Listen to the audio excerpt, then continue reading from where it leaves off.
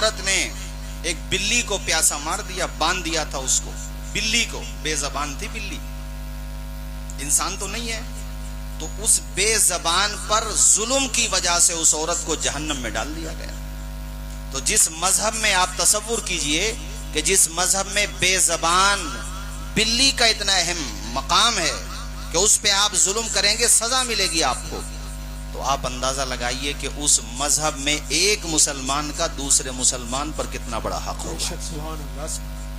और फिर मुसलमानों में आ जाओ तो आपस में रिश्तों में जितना जैसे रिश्ता करीब होता जाएगा वैसे ही हक भी बढ़ता चला जाएगा। और बेजबान पे रहम करने का भी सवाब है। बुखारी शरीफ में हदीस मुकर्रर है, एक जगह से ज्यादा आई है। हुजूर इरशाद फरमाते हैं कि एक बदकारा औरत थी, बदकारा, कानत फाहिशतन, बदकारा औरत थी। पहले ये व्यवस्था नहीं होती थी पानी की जैसे अब है। पहले तो कुएं से निकाल के पीते थे ना पानी। इस वक्त जो जनरेशन है नौजवान, इनको तो समझाना पड़ेगा कि तुमने वो दौर नहीं देखा जो तुम्हारे बाप दादाओं ने देखा है।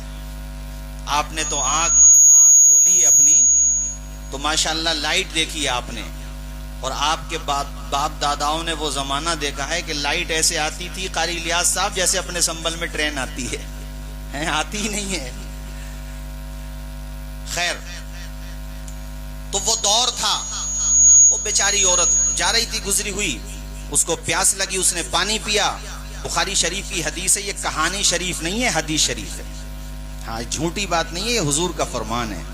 उसने पानी नोश किया। खैर, उसने प्यासे कुत्ते को देखा, उसे भी उसने पानी पिला दिया। उसको बस तरस आ गया प्यासे कुत्ते को देख के, बस ख्याल आया, रहम आया, उसने उस कुत्ते को पानी पिला दिया। अल्लाह की रहमत देखो साहिबो, अल्लाह कितना खुश होता है दूसरों पर रहम दिली करने से, दूसरों पे दया करने से, दूसरों पर प्रेम के गुलाब खिलाने से, मोहब्बत के दीप जलाने से कितना खुश होता है अल्लाह पाक कि उस प्यासे कुत्ते को पानी पिलाने की वजह से खुदाए पाक ने उस बदकारा औरत को माफ फरमा दिया, जन्नत में मकाम अता फरमा।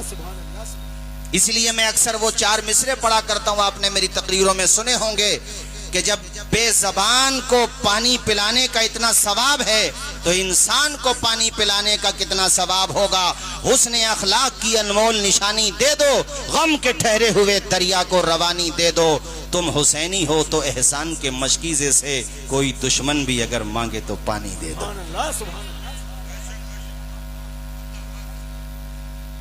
अभी मुझे शायद आप लोगों ने सोशल मीडिया पे देखा होगा, हमारे संबल के ऑनरेबल डीएम साहब ने, राजेंद्र पेंसिया जी, और हमारे एसपी साहब ने, के बिश्नोई जी ने एक प्रोग्राम में मुझे बुलाया।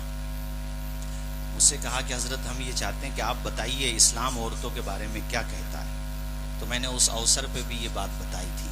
मैंने कहा इस्लाम सिर्फ इंसानों की बात नहीं करता, और जहां तक बात औरतों की है तो खुदा की कसम इस्लाम वो मजहब है, ये तो सिर्फ नारे दिए जाते हैं बेटी बचाओ बेटी पढ़ाओ। मेरे पैगंबर तो वो हैं कि जिनका नसब ही अल्लाह पाक ने बेटी फातिमा जहरा से चलाया है। अल्लाह ताला ने दुनिया को बता दिया कि बेटियों को जमीन में गाड़ने वालों, बेटियों को जिंदा दरगोर करने वालों, होश के नाखून लो।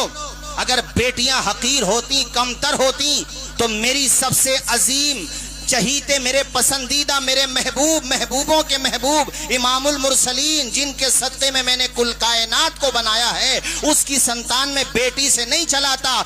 मेरे खुदा ने दुनिया को बता दिया कि चमकता रहता है दिल का जहान बेटी से, जमाने भर की बड़ी शान बेटी से। जरूरी तो नहीं बेटों से नाम रोशन हो, मेरे नबी का चला खानदान बेटी से। इतना प्यारा मजहब है हमारा। जोर से बोलो इस्लाम। क्या मजहब है हमारा? जोर से बोलो, ऊंचा बोलो, क्या मजहब है? मुफ्ती साहब किबला तशरीफ फरमा है। मैंने बताया ना, ये बेहतरीन अदीब भी हैं। ये मदारिस से फारिगीन को पढ़ाते हैं। जो तलबा फारिग हैं इदारों से, यानी फारिग होकर के आते हैं तो वहाँ तखस्सुस करते हैं इनके, वहाँ जाकर माशाल्लाह उन्हें पढ़ाते हैं। बाकी हमारे उलमा आप देख रहे हैं जम्मे गफीर है। सुनो, हमारे वहाँ ये किताबों में पढ़ाया जाता है कि तुम अगर नहर पर भी वुजू कर रहे हो, वहां पे पानी का चश्मा जारी है, पानी जारी है, वहां पर भी जरूरत से ज्यादा पानी इस्तेमाल ना करो, पानी का इसराफ ना करो।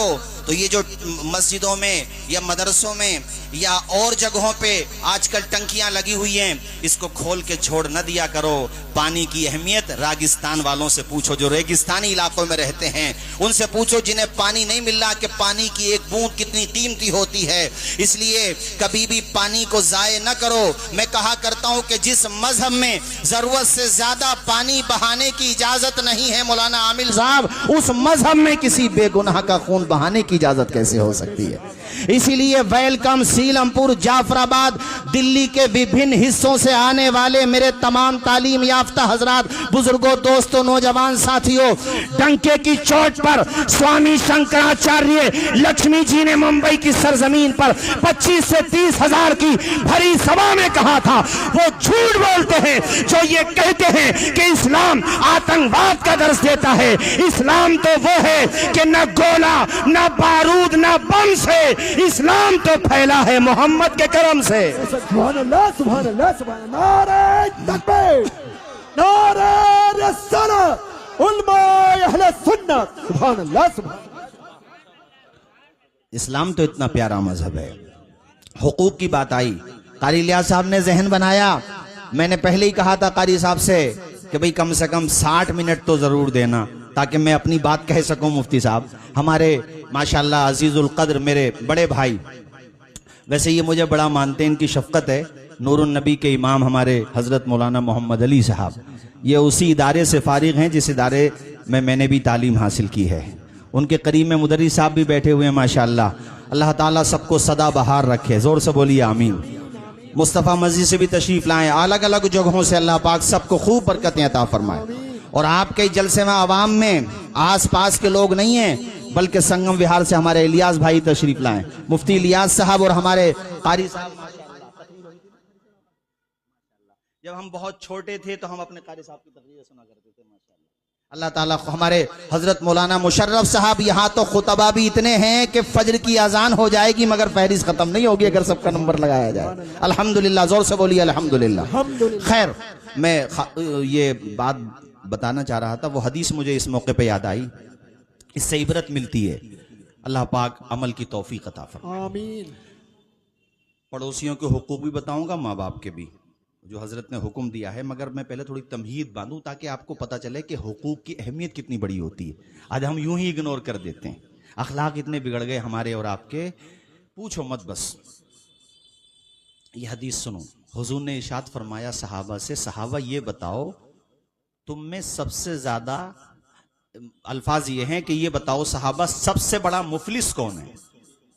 उसमें तुम में के अल्फाज नहीं है, मतलब सबसे बड़ा मुफलिस कौन है। फकीर, मुफलिस फकीर से भी नीचे दर्जे का होता है। मुफलिस कौन है?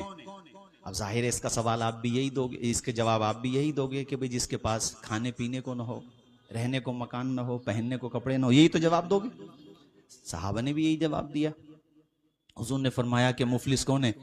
कहा या रसूलल्लाह जिसके बाद खाने पीने को न हो, पहनने को कपड़े न हो, सर छुपाने को छत न हो। हुजूर ने फरमाया नहीं, सुनो दिल्ली के भाइयों सुनो, और इसे लिख के ले जाओ दिल की तख्ती पे और मोबाइल में रिकॉर्ड करो, दूसरों को भेजो ताकि तुम्हें पता चले कि सबसे बड़ा मुफलिस कौन है। हुजूर ने इरशाद फरमाया सहाबा जानते हो सबसे बड़ा मुफलिस कौन है? फरमाया सबसे बड़ा मुफलिस वो है जो क़यामत के दिन नेकियों के अंबार लेके आएगा। ताज्जुब हो रहा ना? ताज्जुब हो रहा कि नहीं? नेकियों के अंबार होंगे उसके, बहुत नेकियां होंगी उसके पास, कमी नहीं होगी नेकियों की।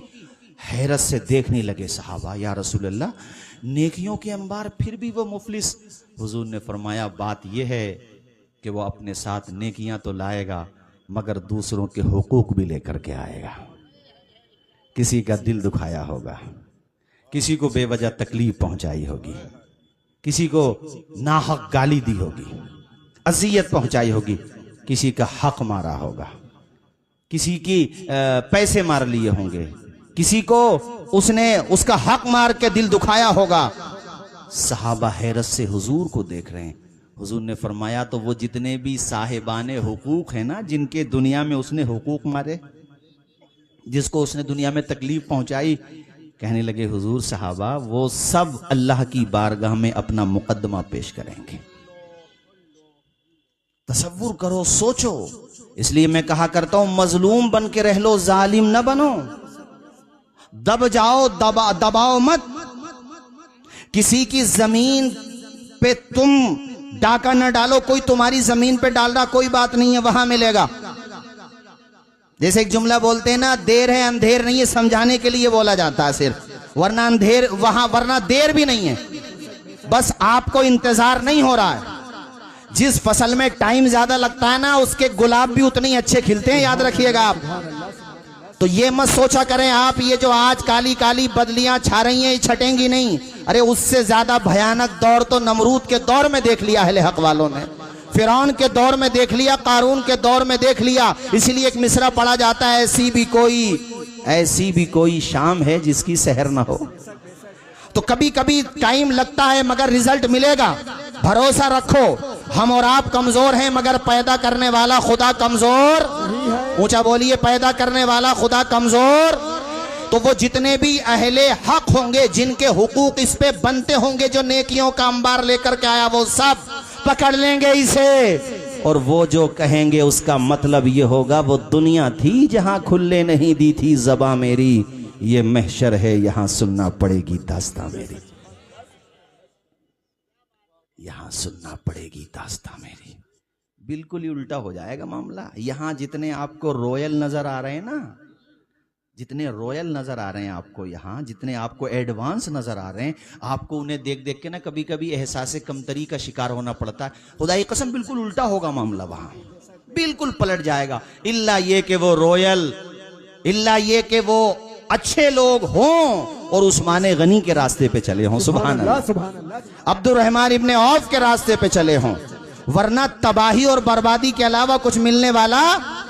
बुर्जे दुबई बनाने वाला, दुबई को कितना बेहतरीन मुल्क बना देने वाला जिस दिन मरा, अब तो एक्स हो गया, पहले ट्विटर कहते थे, एक नंबर पे उसकी कब्र ट्रेंड कर रही थी। और हर लिखने वाला यही कह रहा था कि सोने चांदी के बर्तनों में खाना खाने वाला भी बिलाखिर अपने साथ कफन के 5 ही कपड़े लेके गया। दफन वो भी बरगों के नीचे हो गया, मिट्टी के नीचे हो गया। मैं हजरत हातिम असम का एक वाकया पढ़ रहा था, मुझे बड़ी इबरत हुई। अल्लाह करे हमें आपको सबको अमल की तौफीक मिले।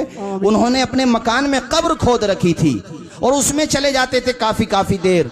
पूछते थे घर वाले ऐसा क्यों करते हैं? कहा जब भी मेरा दिल सख्त होता है और मेरे दिल में कोई मनफी ख्याल आता, फौरन कब्र में चला जाता हूं और अपने नफ्स से कहता हूं, बता इसमें रहना है तुझे, अब बता कैसा लग रहा है यहाँ आने के बाद? अभी जिंदा है तब नहीं रुका जा रहा है, तो बाद वफात के बारे में सोच। कहते हैं कब्र में आता हूं फौरन मेरा जहन सही हो जाता है। अब वो कमजोर लोग, वो दबे कुचले लोग, जिन्हें दुनिया में उनका हक नहीं मिला, जिन्हें सताया गया, दबाया गया, मारा गया, पीटा गया, वो क़यामत के दिन पकड़ लेंगे और वो कहेंगे जो मैंने अभी बताया था, वो दुनिया थी जहां खुलने नहीं दी थी ज़बां मेरी, ये महशर है यहां सुनना पड़ेगी दास्तां मेरी। और मुकदमा किसकी बारगाह में पेश है? अहकमुल हाकिमीन। जोर से बोलो अहकमुल, ऊंचा बोलो अहकमुल। मैं जो बोल रहा हूं वो आप भी बोलिएगा। हाकिम वही है बस, मालिक भी वही है, खालिक भी वही है। ऐलान कर देगा वो क़यामत के दिन, इनिल हुक्मु इल्ला लिल्लाह। और कुरान पाक में ये भी आया, अल्लाह पाक ने एक जगह फरमाया 24वें पारे में, कहां है हुक्मरान, आए वो निकल निकल करके।